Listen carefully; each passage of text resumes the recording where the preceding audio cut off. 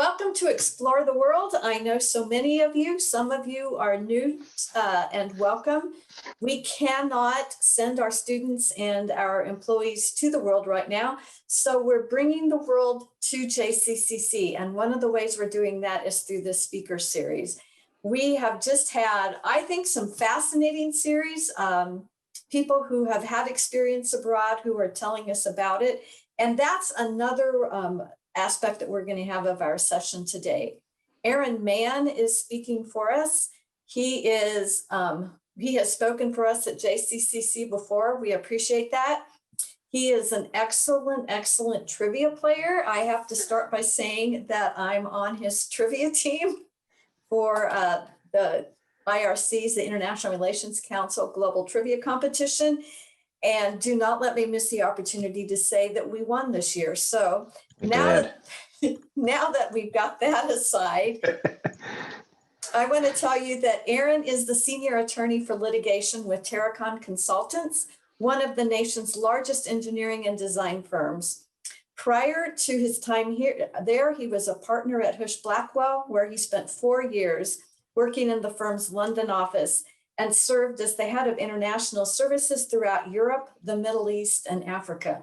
So he can answer a lot of your questions about a lot of different locations.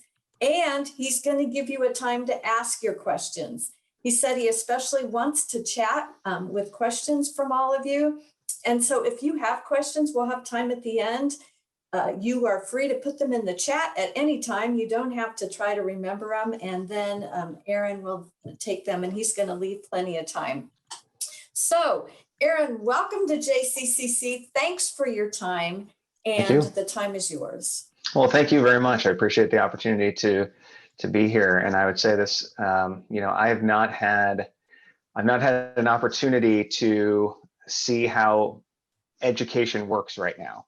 My kids are upstairs right now, I think in school, and based on an email I got yesterday from my son's calculus teacher, I don't think he's paying that much attention. But I appreciate the opportunity to be here. I think it's fantastic that we could still have this discussion. So thank you for having me. I want to start by I suppose, giving a little bit of background. So as Jeanette said, I work with Terracon. We're an engineering firm. We're based in Olathe. We have about 150 offices around the country. But what I'm going to talk about today is I'm going to talk about my time in London. And at the time I was working for the law firm of Husch Blackwell. And so I'm going to talk about practicing law overseas, but I'm also going to talk a little bit broader about just the experience of being an expat. And so for my personal story, I think it makes sense to start a little bit before moving to London, so you can see how it was I came to have the opportunity and why, quite frankly, I was drawn to it. I had the privilege of traveling overseas starting at a very young age. I was 8 years old when I was fortunate enough to take my first trip to Europe, and I say that only because I don't remember much about being an 8-year-old kid, but I absolutely remember that trip to Paris.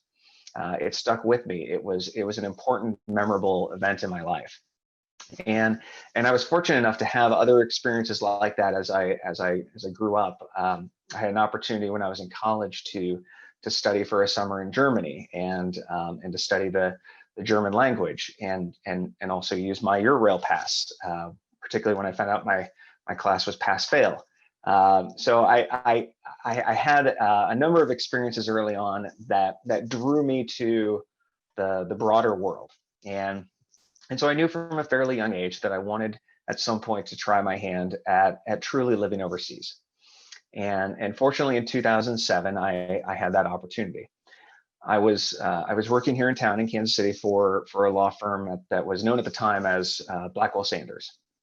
And Blackwell had a London office that was it was very small, but I was originally drawn to the firm because of that office. Not necessarily because I ever thought that I would work there, but I liked what that said about the firm. I liked that a Kansas City-based law firm had an international presence. That in my mind, just that spoke to me. And so fortunately, as luck would have it, after I'd been with the firm for a few years, an email went out, and it went out to all the associates seeking applicants who were interested in doing a 2 to 3 year rotation in London. And I knew the partner in Kansas City who oversaw the London operation, and so I reached out to him to find out more. My understanding at the time was that the office was very focused on corporate work, on banking work, and that's not really what I did. I was a litigator. I still am. I tell people that I pick fights for a living, or really I try to end fights that other people have picked.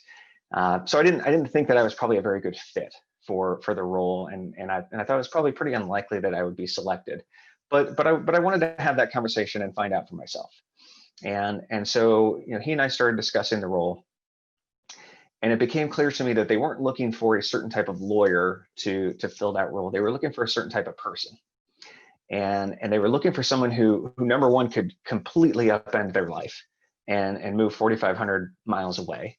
But they were also looking for number two, someone who could serve as an ambassador for the firm, an ambassador of sorts for the firm overseas. And they needed someone who could work in two different cultures. And in this case, as the very, very correct saying goes, those two cultures are, of course, separated by a common language.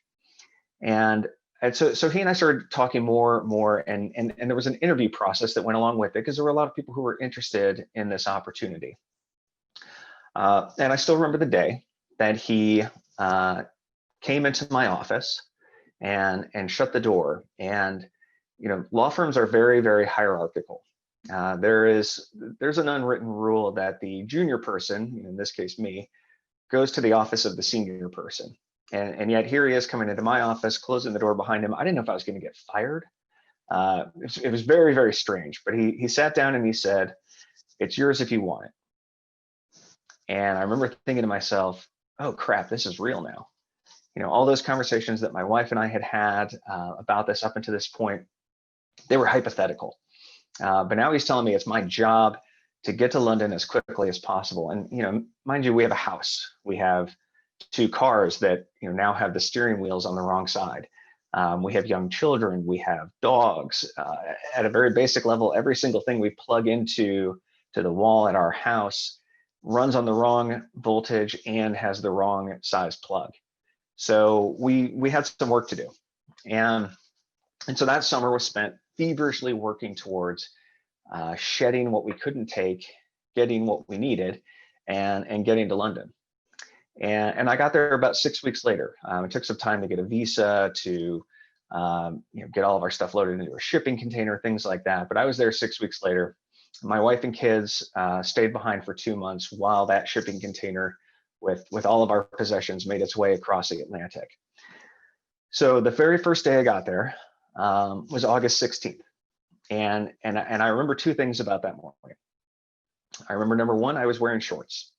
And that was the very last time I think that I wore shorts in England, because I learned that August in London is very different from August in Kansas City. And so I left a very, very hot and humid climate to get to England. And I was cold. And I spent a fair bit of time waiting outside for the estate agent to show up with the keys to my house. And I remember just thinking, this is miserable. But the other thing I remember about that day is the soul-crushing loneliness. I was in an empty house. I was there without my family. I was in a foreign country where I knew no one. And it didn't take long to start questioning my choice to make this move.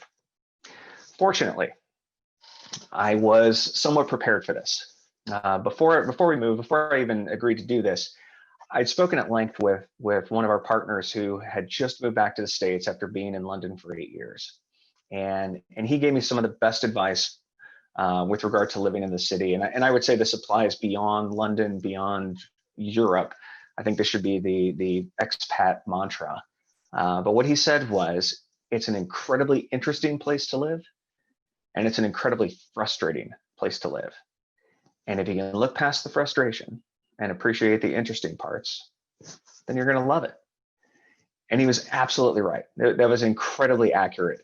There were days where I would walk in the shadows of modern skyscrapers and centuries-old homes.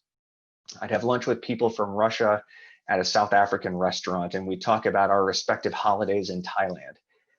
But then I'd have to take the tube home, and specifically the Northern Line, which is consistently ranked as one of the busiest and most stressful of the tube lines. And maybe I'd get home without any major issues.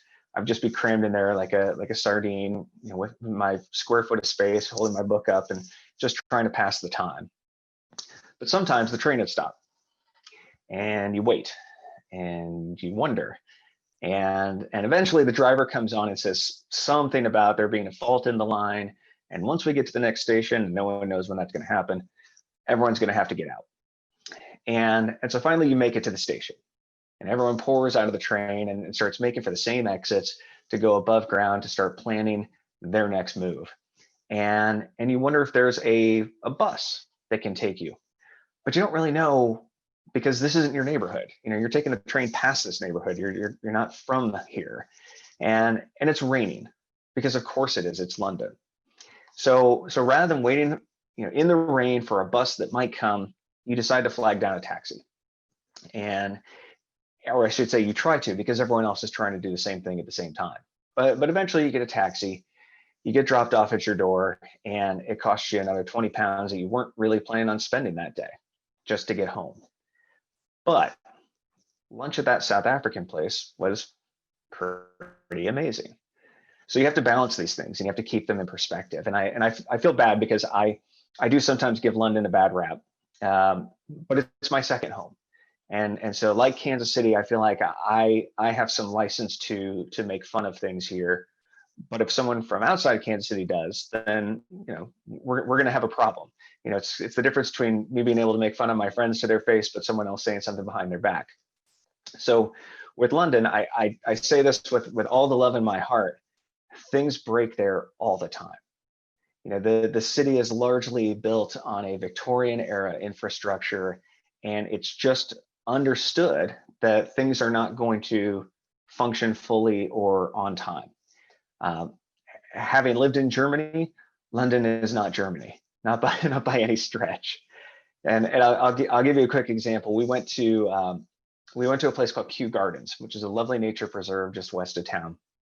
And they have this canopy walk there where you're up among the treetops. And to get there, to get up to the treetop walk, you can either take the staircase or you can take the lift. And we had two small children at the time and a stroller. And so we attempted to take the lift, but there was a sign in front that said that the lift was out of service. And the sign said they were trying to repair it as quickly as possible. Of course, very British, they apologized for the inconvenience. But for whatever reason, the sign was dated. It had a date on it from when they first put it out there to let everyone know that the lift was out of service. By the time we read it, that sign was 2 years old. I honestly wonder if it's still there today. But you see things like that and you just think, England. So, again, you live with the frustrations and appreciate the benefits. And there are many of both. But if you can focus on the benefits, then I think, you'll do great. But of course, I think as everyone who's on this call, anyone who's had an opportunity to live overseas, you don't move overseas for a simple life. You move overseas for an interesting one. And we got in with a fair number of expats during our time there, and we saw there were really two types of expats. Almost everybody comes over for a set amount of time. Usually a couple years. For us, it was 2 years with maybe a 1 year extension at the firm's discretion.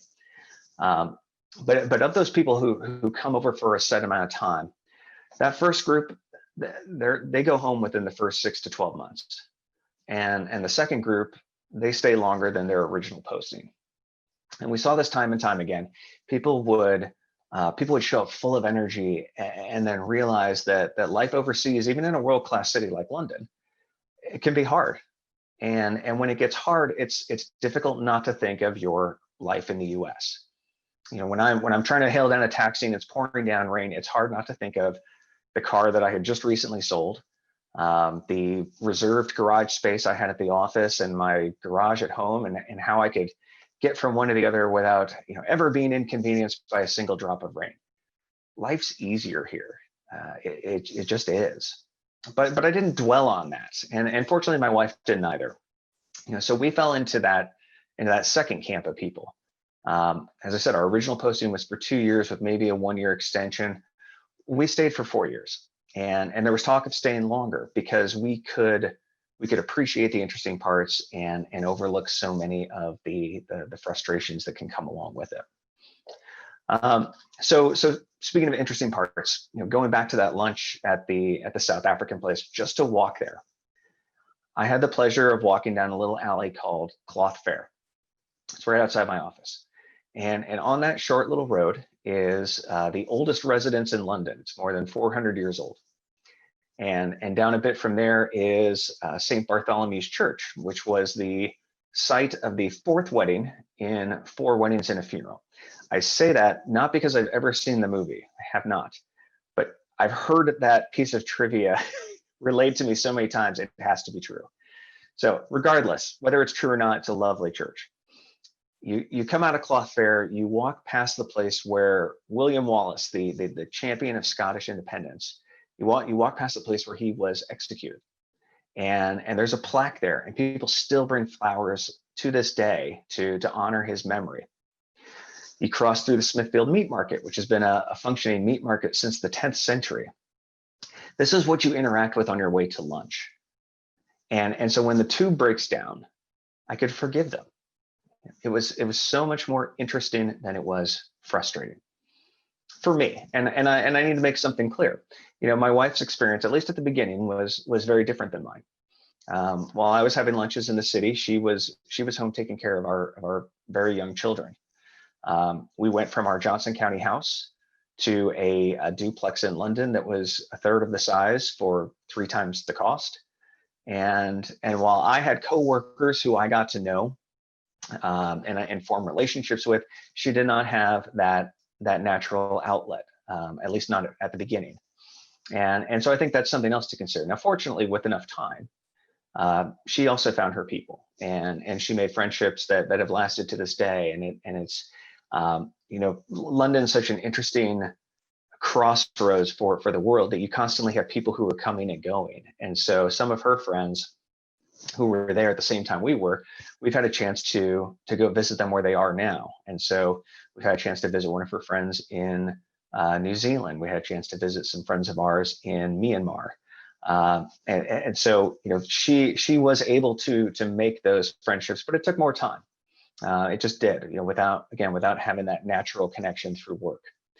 And so in terms of work, our role in London was not to practice English law. I did not get to wear a wig. I did not get to go to the Royal Courts of Justice, except when I took a tour. I did dine at the Inns of Court, but only as the guest of a barrister friend of mine. We weren't there to be English lawyers.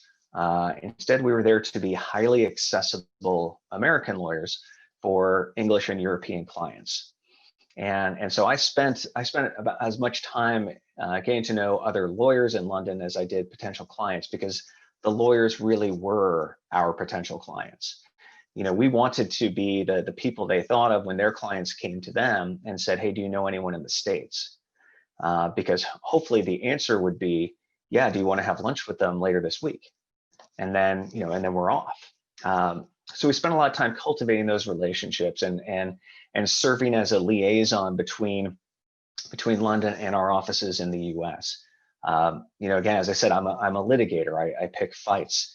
I don't know much about corporate formation. I don't know much about taxes, but I had to know a little bit about everything. Again, not necessarily to solve their problems, but just to keep the conversation going, and then say, you know what, I have someone in Kansas City that I'd like you to speak to, or Chicago, or St. Louis. And, and I would bridge that divide and hopefully steer that work to Kansas City or to St. Louis, work that almost certainly would have gone to New York, because that's, just like Americans, when they think England, they think London. British, they think New York, and then maybe Orlando, but certainly not for legal work.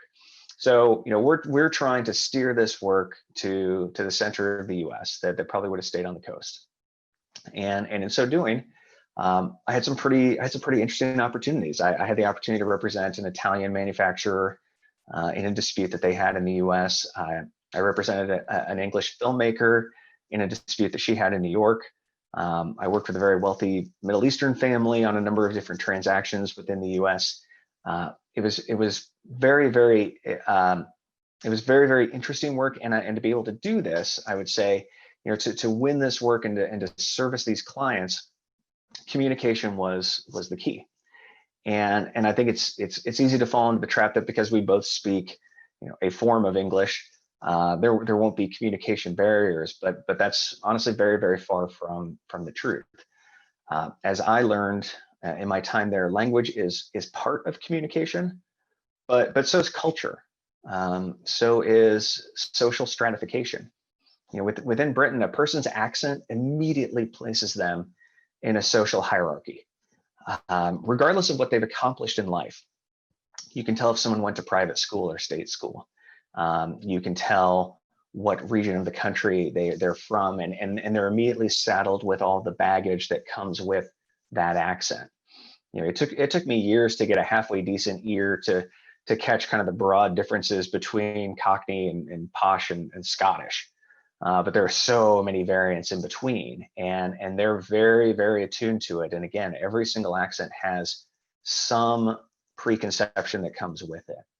But additionally, there are shared experiences of a culture that filter through their communication.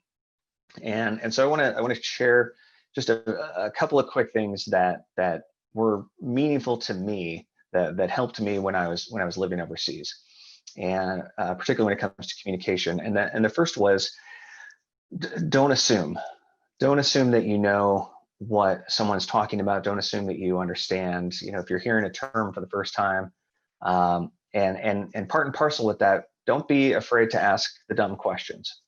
And I'll tell you a quick story, and I have permission to tell you this because it involves my wife. At the time, my daughter was going to a Montessori school down the street from our house, and my wife picked her up after school one day, and the teacher said, "Oh, Mrs. Mann, please don't forget that on Friday, Elena and her class are having a fancy dress party." And my wife says, "Okay." And she takes Elena and they go home, and she says, "Fancy dress party. I know the word fancy, I know the word dress, I know the word party. All right, let's find the fanciest looking outfit she has, I guess." And so Friday comes, and my wife takes Elena to school, and she's wearing an Easter dress, and it's lovely and it's frilly, and she looks adorable. And this kid runs by and he's dressed as Batman. And another kid runs by and he's dressed as Spider-Man. And my wife is looking around going, "What is happening here?" And she came to realize very quickly that a fancy dress party is a costume party. She did not know that. But she assumed, okay, fancy dress party. I'm going to put her in her fanciest dress, quite literally, for this party. But she didn't ask the question. And there's sometimes a tendency to not want to ask those questions. We don't want to appear to be, whether it's uneducated, whatever the case may be. But I think as an expat, as someone living overseas, you often get a pass. You get to ask those questions, and I don't think anybody thinks less of you for it. But there is sometimes a hesitancy to do that. So I would say don't assume, and always ask the dumb questions. The other thing that you have to know with communication is you can't use the shortcuts that we all use day to day. I mean, think how many terms we use that just relate to football. Whether it's going for a Hail Mary, or somebody outkicked their coverage, or you're almost in the end zone. What if your audience doesn't know anything about American football? I mean, you can't use those terms. If you do, it's going to, obviously it's going to confuse the audience, and it's going to make communication more difficult. So you have to really focus on stripping those things out of your day-to-day vocabulary. But at the same time, you have to learn all of their shortcuts. because it makes life easier for them. So whether it's hitting for six, having a chin wag, knees up, dog's breakfast at sixes and sevens, have a butcher's, the D's B's, have a fry up, it's my shout, go for a cheeky Nando's, and on and on and on. Some of these come from cricket, which I still cannot make sense of. Some are from Cockney rhyming slang. Some are from popular culture that never made its way across the Atlantic. But the more you learn about these things, the more seamless communication can be. Now, I will tell you, I don't use probably any of those phrases, except for it's my shout, because all that means is I'm buying the next round at the pub. So I did have cause to use that from time to time. But for the most part, I don't use it because it still just doesn't feel natural to me. But knowing them and understanding them makes for communication, it makes it easier. And so along those lines, I think you do have to be flexible with the way that you communicate. And when I'm in the UK and I'm talking to people, or if I'm talking to people in the UK, or even today when I'm telling stories about the lift at Kew Gardens, I use a different vocabulary. Rather than getting something out of the trunk of my station wagon before loading it into the elevator, if I'm talking to a British person, then I got it out of the boot of my estate and I'm going to take it up the lift. Now, you don't have to go the full Madonna. You don't need an accent, but asking someone to ring me on my mobile is going to be understood much more quickly and seamlessly than what we would normally say, which is call me on my cell. I think it's incumbent upon you to make it easier for them to have that communication. You're going to, even with all that, you're still going to have some stumbling blocks, but this is kind of my 2 cents for how to lessen those. And I would say, before we get into questions and things like that, I think it's worth noting that any overseas assignment is going to have some effect on your career, and you need to figure out if that's going to be a good thing or a bad thing. And in all likelihood, it's probably going to be a mix of both. When I originally moved overseas, as I mentioned, I worked for Blackwell Sanders, and within our first year, the firm merged with Hush and Eppenberger to become Hush Blackwell. And as part of that merger, there were a number of different changes that were happening with the firm, but they were all happening 4,500 miles away from where I was. And so the person who I worked for, who was instrumental in getting me to London, he took on a different role after the merger, and he was replaced by somebody who was not as familiar with the London operation. And so that posed a challenge. I needed to not only do my job, but also make it clear to those at home the value that our office brought to this new organization that was trying to figure out what it was going to look like. And with some people that was easier than others. But for some, and this is the case no matter where you work. This is not a criticism of the firm by any means. But I think no matter where it is you work, if people hear London, if they hear Paris, they hear Tokyo, they're going to think vacation. They're going to think boondoggle, and you're going to have to work to counter that perception. Which means if you're working abroad for a U.S. organization, particularly, you need to stay in touch. Some companies can be out of sight, out of mind, and I think it's incumbent upon you to be very, very visible. And for me, that meant unscheduled phone calls just to check in with people. Now it'd be Zoom or Teams, but at the time, just pick up the phone and talk to them.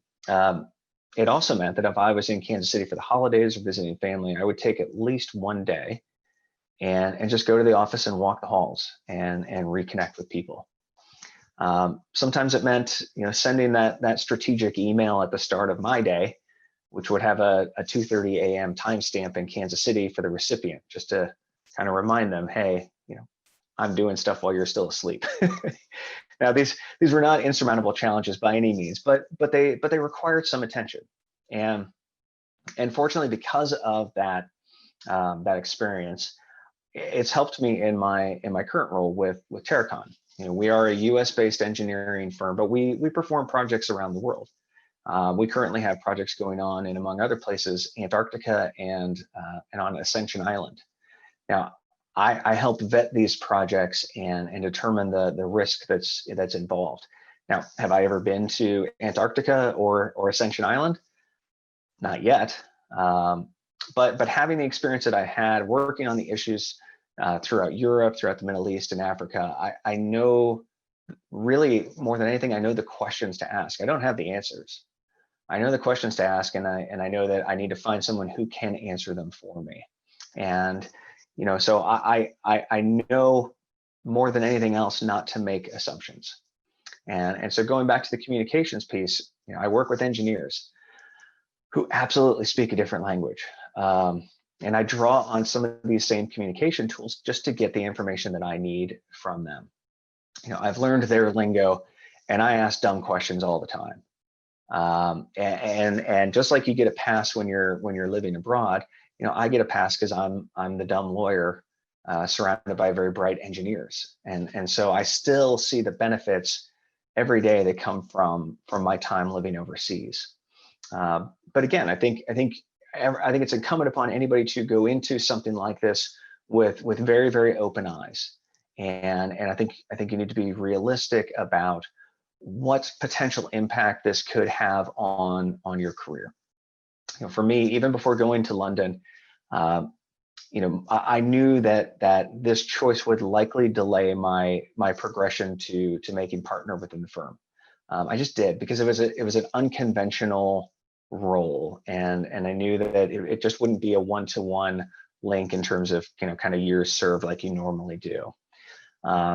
And before we decided to take this on, my wife and I talked about it, and my comment to her was, look, when we are old and we're looking back on our lives, do we want to say, do you remember when I made partner a couple years earlier than I otherwise would have? Or do we want to look back and say, hey, do you remember those years that we as a family spent in London? And again, it's that balance of challenges and experiences. Fortunately, she and I were both in for the experience, and I'm so incredibly grateful that I had the opportunity to do so.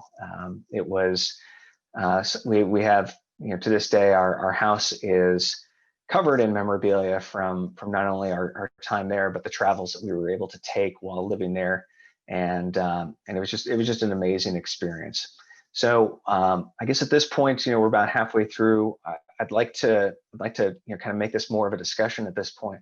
What questions can I answer for all of you?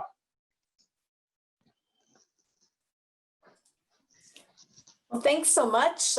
We are, I think, small enough that if you want to speak out, you are welcome to, but you can also put them in the chat. And I'm going to start with a question, which was just, Erin, you mentioned working with an Italian client, a Middle Eastern client, a British client. How did you bridge those cultural differences? Or also, what insights can you give us into those different cultures by working with those different clients? I'll start with the Italian client, which is to say, if you're working on a lawsuit in New York and you have deadlines that are in August and you need things from your client, you need to get that information from them in June, because they're not going to be around in August. They quite literally just took the month off, did not check email, and I was frantically trying to get in touch with them. And early September, everybody just sort of popped back up on email and things like, oh yeah, all right, now let's get to this. We're here. It was amazing. And I will say, I mean, I noticed this throughout Europe, that there is a value that is put on holiday or on vacation that we just we don't have. And we brought, my wife and I, we brought that back with us. We are aggressive about our vacations, and we carved that time out. And seeing, I think how people treat that, and how they really do, in my opinion, have a fuller life as a result of that. That was very, very important for some of these clients. The Middle Eastern family, for one, that was always very interesting. I never met anyone from the client. Everything was done through their English lawyer, and they were very they were very private people, And so everything was kind of through their intermediary. I would take the information, I'd try and get back to them, they take it back to the client, and so everything took many more steps, but we still got it done. And I think, probably more than anything else, the patience that I think is required to work with clients from different cultures, I think is incredibly important. I think that, the second, and I think this is true anytime you're in a client service role, that, clients always have their own communication styles. They always have their own requirements, and you just kind of have to be a little bit more attuned to that. And I would say, again, at the beginning, just to ask the questions. And I think about even the job that I have now. I report to our chief legal officer, and shortly after I started, I just went in and sat down with them, and I said, okay, how do you want me to communicate things to you? Are you an email person? Are you, do I need to write a memo? Do I need to schedule a time to talk to you? Can I just drop into your office? What is your communication style? And then I'll do that.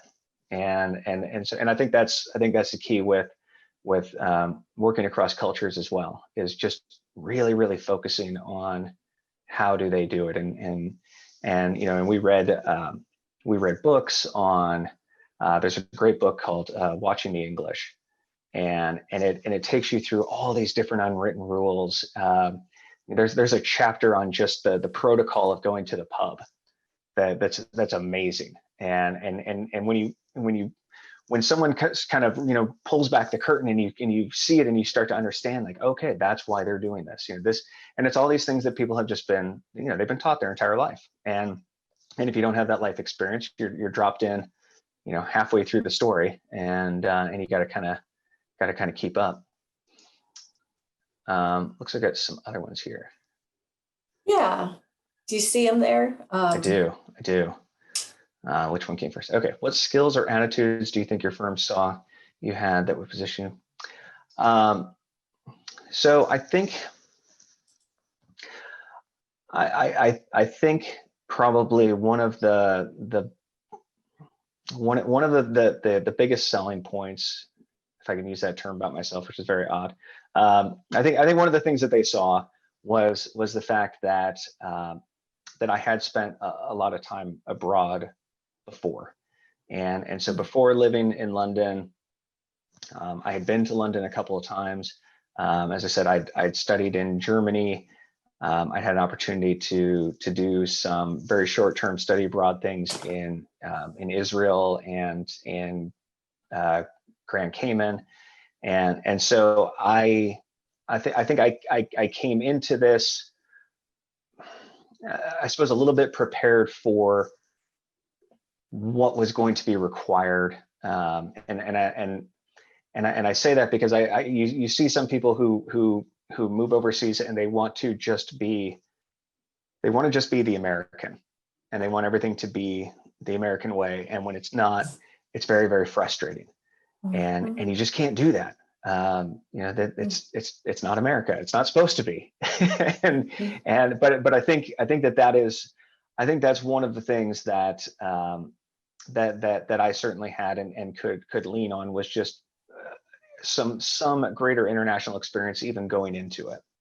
But I think that doesn't necessarily have to come from travel. That can be from just, I think, it can come from reading. It can come from studies. It can come from even things like just watching foreign films. There are ways to, I think, have more of an international experience, and then leverage that later on in your career. Okay, Laura asked, how did you and your family get to know people in London outside of work? How close did you live to the places you went to frequently? Great question. So it took us a while to get to know people. It really did. And there is, I would say, particularly in London, there's a potential trap that you can fall into, that there are a lot of Americans there. And you hear an American accent, and it sounds familiar, and it kind of reminds you of home, and you want to spend time with that person because it's easy. And we had some American friends. We did. We actually figured out, we didn't do this on purpose, but the area of town that we lived in a northwest part of the city, just north of the Hampstead Heath, called Golders Green. And as it turns out, Golders Green is where the U.S. Embassy would house larger families. And so we got to know a family from our kids' Montessori school that was also American, and they are, to this day, that we've become very, very good friends, and we've maintained that relationship now for more than 10 years. Other than that, it had to be through, I would say, through either mutual introductions or organizations. And so my wife had a group of people that were all, it was kind of like started as a message board where they were all trying to give up sugar. And so they would talk about giving up sugar and different things to eat instead of sugar. And then they would meet up once a month. And so I would always jokingly refer to, like, oh, go have fun with your sugar people. Well, those are still very good friends of hers, and she eats sugar now. So I guess it didn't take, but the friendships remained. I would say it is, it can be difficult to get to know English people. And I'm making a broad generalization here, but I think as a culture, they are a bit more reserved. I think you get an intro that some people don't, because you're American, because you're sort of a weird shiny thing that they can kind of show off to their friends sometimes. And so I did make some friends with English people. I've had actually some of them come over and visit here in Kansas City. I go over and see them. But it was not the easiest thing. And I would say that as a family, we became very, very self-reliant. We had two small kids. We didn't have a babysitter when we moved over there, let alone family who could help us take care of the kids. And so we had to kind of figure all of that out. But we did. And the second part is, how close did you live to the places you went to frequently? So we lived, I think it was about 8 miles from my house to the office, but on the tube, it takes about 40 minutes. And so, if we were going into the city proper, that was kind of our big night out. But a lot of times we would go to places in Northwest London. We go to Hampstead, we go to Belsize Park, which were all pretty close. Okay, you mentioned that you and your wife are aggressive about taking vacation. What other workplace cultural differences did you try and bring back? I guess I would say, and I think this is an extension of that. I'm trying to think how to put this. Work is incredibly important. Work should be fulfilling. You should truly enjoy what it is you do and feel like you're adding to the organization that you work with. And I definitely feel like that's the case with my job at Terracon. I would also say that any company that wants you to have a good work-life balance, any company that you look at the people in positions of leadership who are taking vacations, setting that example, that for me has been very, very telling, and that's absolutely my experience at Terracon. Law firm life is very, very different. Law firm life is how many hours did you bill, and keep it up plus another 10%. And there's no getting around that. That is the business model. And so when we came back, I was focused on trying to find a job that allowed me to use the skills that I had, but also recognized that there's a broader world out there. I have other interests. I don't want to just work all day long. And so whether that's vacation or just the ability to go to my kids' parent-teacher conferences and things like that, I think that's something that we brought back with us, was just this idea of having a better balance in life. Jason asks, would you ever want to live in London again, or would you want to live or would you want to live somewhere different? Both. So I would live in London.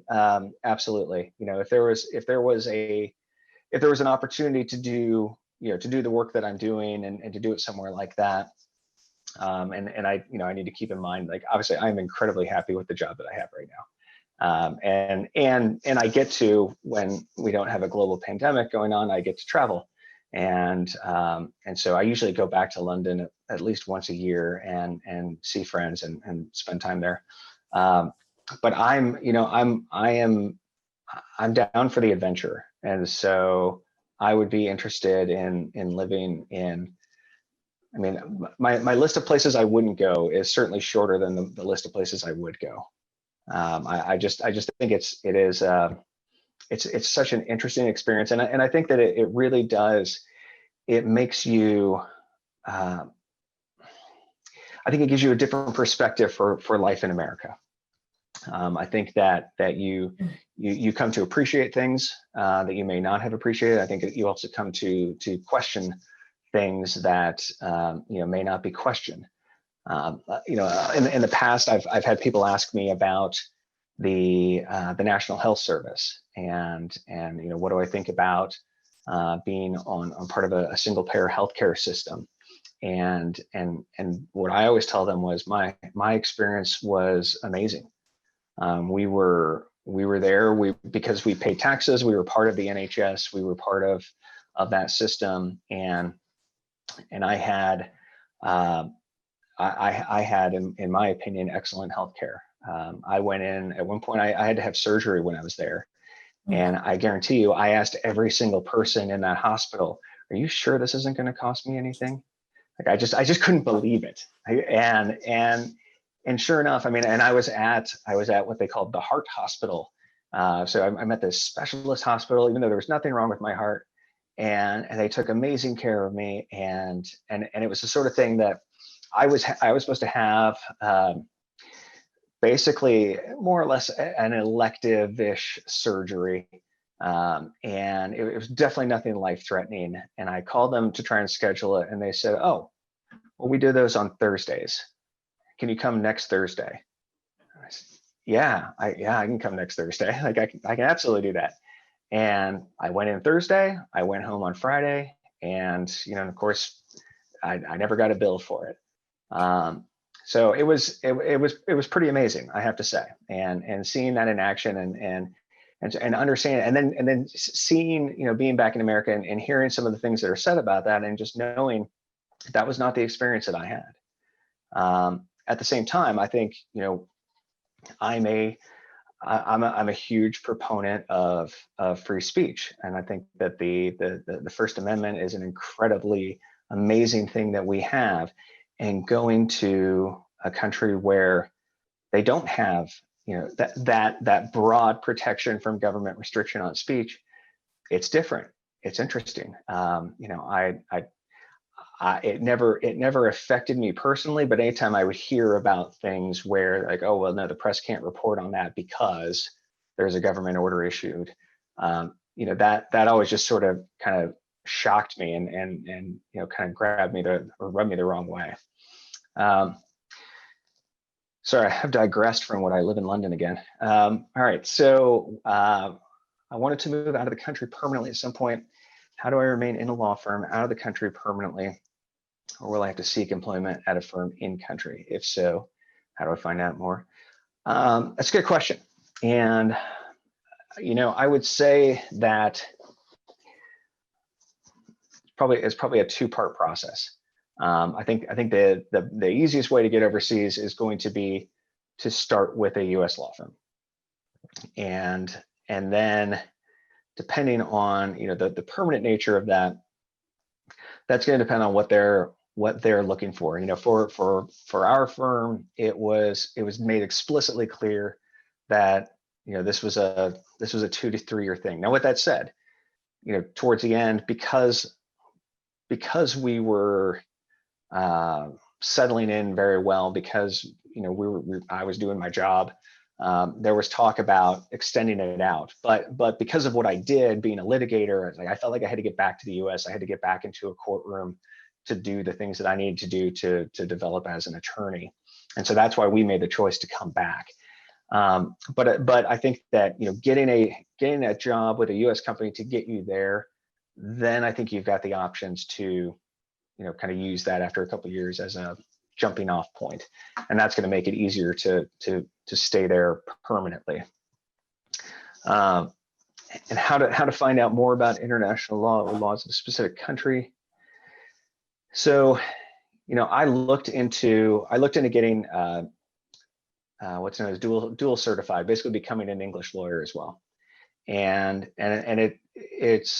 it's not a terribly difficult process, but we decided not to do it for strategic reasons, because we basically said the second we become English lawyers, we're now competing with the people that we're trying to get business from, and so that didn't make sense. But there are a lot of places, or a lot of jurisdictions, particularly common law jurisdictions, and so anywhere that's part of the Commonwealth, whether it's Canada or any of the Caribbean islands, a lot of times they will take a U.S. law degree. Or they'll take that and then have kind of an add-on test that you can do from there. And I know that I'm not sure how it works with paralegal certifications. I would imagine it's probably pretty similar as well. If depending on whether you're looking at a professional role or not. Let's see. Laura asked, were there any elements of life in the States that were hard to adjust to again after living abroad? Yeah, there were actually. So there's a thing called reverse culture shock that I was not aware of. But we started reading about it a little bit before we came back.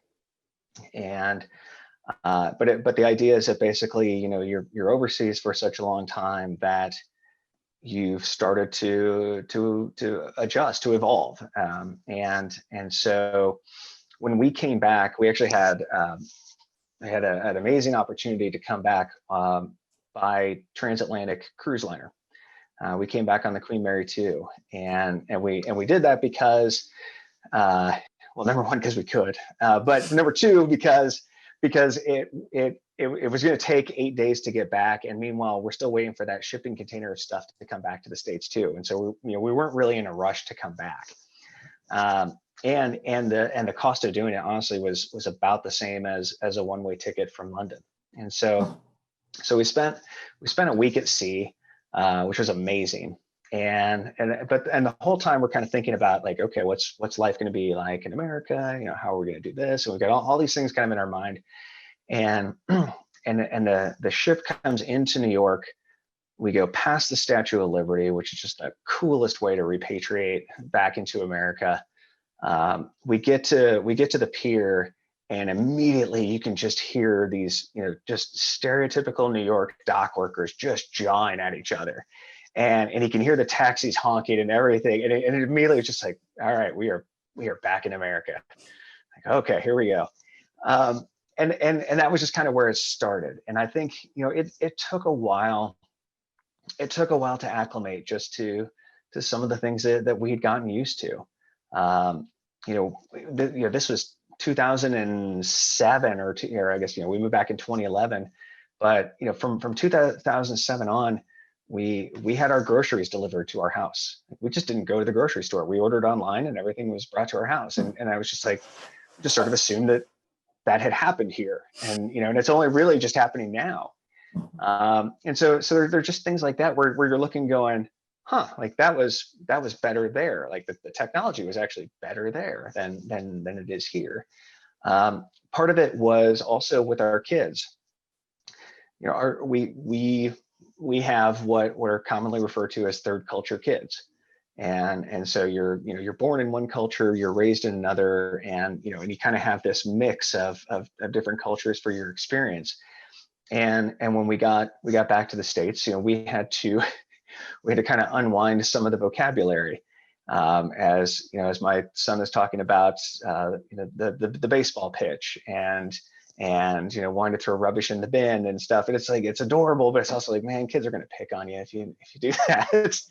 So it took a while. I think the other thing that is that's kind of difficult is, this is for anyone who's done this. This is a big part of their life. It's a big deal, and you have a lot of interesting stories. We got to do a lot of really cool things. We got to travel to some really amazing places, and after a while, people don't necessarily want to hear about it. It's kind of okay, but you're back now, so let's move on. And so you got to kind of temper that, but you also have to look for, I would say, look for places that welcome that. And so for me, one of those places is the International Relations Council, and that's the organization that hosts the trivia contest that Jeanette and I won. Yeah, 2 hands up. And that's honestly, that's how I came to the IRC, was through that trivia night. And I got to meet people, people who are originally from other countries, people who have come to America, have lived here, people who, when you say, oh, I'm going to go on holiday to Thailand, they want to know specifically where, because, they've got 3 recommendations, things like that, where it's not weird to have, a real interest in the outside world. And so, for me, the IRC was a great way to be able to connect with people who also value those types of experiences. Okay, what are some other job opportunities in the legal field to live abroad? So this is sort of, I would say this is kind of legal adjacent, but this is also something that I looked at pretty early on in my career, which is the State Department. And when I was in law school, I took the Foreign Service exam, and got invited to Washington to take part in the second round of testing, and I got a different job offer in the time, so I kind of put that on hold. And there was a point in time when we were in London when I was looking at that again, thinking like, okay, like I've enjoyed this experience of living overseas, and it's something where, again, it's not legal from the standpoint that you're not representing clients, obviously, but I think it's a lot of the same skills. It's analysis, it's advocacy, things like that. And I think that for someone who is starting out their career and is interested in living overseas, I would definitely give the State Department a very close look. And I say that we've got friends who have made careers out of it, and have seen the world, and have had they live a pretty good life. They really do. There's been some challenges, obviously, with the State Department over the past 4 years, but nevertheless, I think that it's going to continue to fulfill a very important role, and that's certainly something that I would take a look at. Well, thanks so much, Aaron. The last question ended right at 3 o'clock, so our timing is impeccable. And we just really appreciate your time that you gave to us and to our students. And to everyone else, I want to say that we will be back next Wednesday looking at headlines from Pakistan. It's going to be at 9 a.m. because, they're like, I can't remember if it's 11 or 13 hours ahead of us, but way ahead of us. And so it's going to be people who teach at Sakar IBA University in Pakistan, and they're going to just come tell us what's going on in Pakistan. So you are all welcome back. You know how to sign up for the link. And as we leave, can we just give Aaron a hand? Thanks so much, Aaron. Oh, thank you. I appreciate it. All right. This has been great. I appreciate the opportunity. Thanks. Well, everybody have a good rest of the day, and see you next week.